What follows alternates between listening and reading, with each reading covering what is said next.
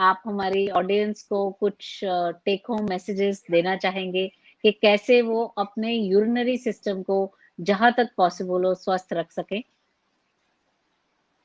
पहला तो मैं ये बोलूँगा मैम कि एक लड़की हो या बच्ची हो, उसको हम नॉर्मल फॉर्मल ट्रेनिंग में जब पेरेंटिंग करते हैं, हम चुप रहना सिखाते हैं।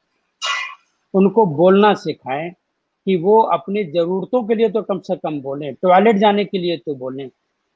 तो उनके हम एज पेरेंट्स भी हम अपने बच्चियों को बोल्ड होना सिखाएं। इनफैक्ट मेडिकल कॉलेज में भी मैं देखता था कि जो हमारे फीमेल कलीग्स ने कहा कि मेरे को लू जाना है और सब खुसर फुसर करने लगे। ये somehow or other this culture has to change. तो हमारे टॉयलेट ट्रेनिंग को लेकर के एक चीज मैं बोलना भूल गया, डिस्फंक्शनल ब्लैडर का, जो हम अनफिजियोलॉजिकल ढंग से जो फीमेल्स अपने ब्लैडर को कंट्रोल करके रखती हैं, उससे पूरा का पूरा ब्लैडर का नर्वस सिस्टम कॉम्प्लिकेट हो जाता है, एम्पटिंग कॉम्प्लिकेट हो जाता है, which makes them further prone for dysuria and UTI. तो पहला यह है these females to speak up. अगर उन्हें सर दर्द है वो अपना बीपी चेक करवाएं। अगर उन्हें पेशाब में झाग आ रहा है वो प्रोटीनूरिया चेक करवाएं।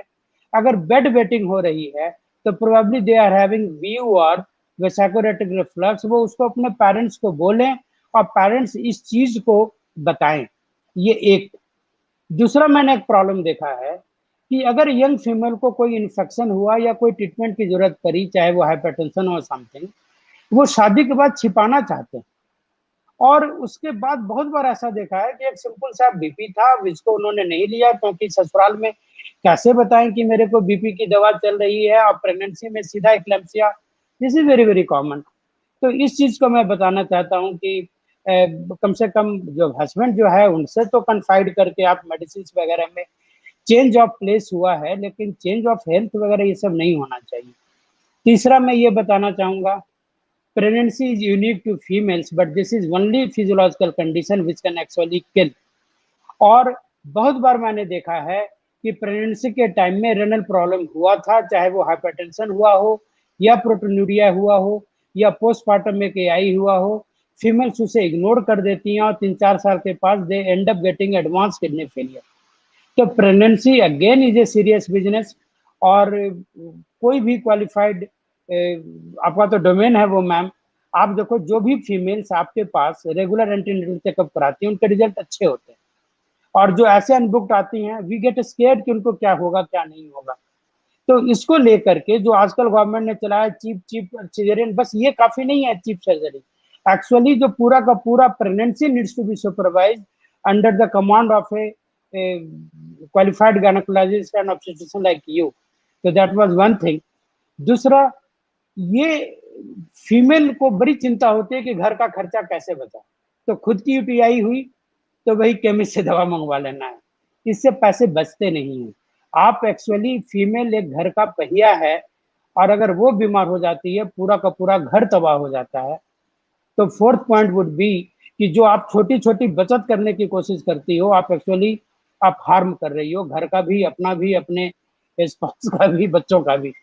तो ये हेल्थ में सेल्फ मेडिकेशन ना करके you should be having as good access to the doctor as the male counterpart. और एक लास्ट बात बताऊंगा which is a very very good important social message। I was one of the first to start kidney transplant in Faridabad, you know that, and over last 7 years or 8 years we have done 350 kidney transplants। तो बहुत बार जब किसी को kidney failure होती है तो as a donor mother, sisters, wife आगे आ जाती हैं। और इस 350 ट्रांसप्लांट में मैम सिर्फ 3 मेल डोनर को देखा है फॉर वाइफ।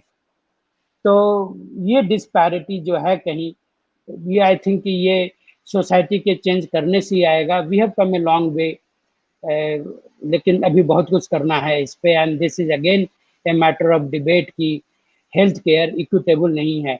जब ट्रांसप्लांट की बात हम करते हैं तो हम बोलते हैं कि डोनर में कोअर्सन नहीं होना चाहिए। ये कोअर्सन नहीं है तो क्या है कि सिर्फ फीमेल डोनेट कर रही हैं and males are not donating. तो यहाँ पे भी अगर हम अपने फीमेल्स को एजुकेट करें, सेल्फ रिलायंट बनाएं, उनको अपने पैरों पर खड़ा बनाएं, उनका दिल बड़ा है, वो इन्हीं के ज़्यादा बार डोनेट करेंगी।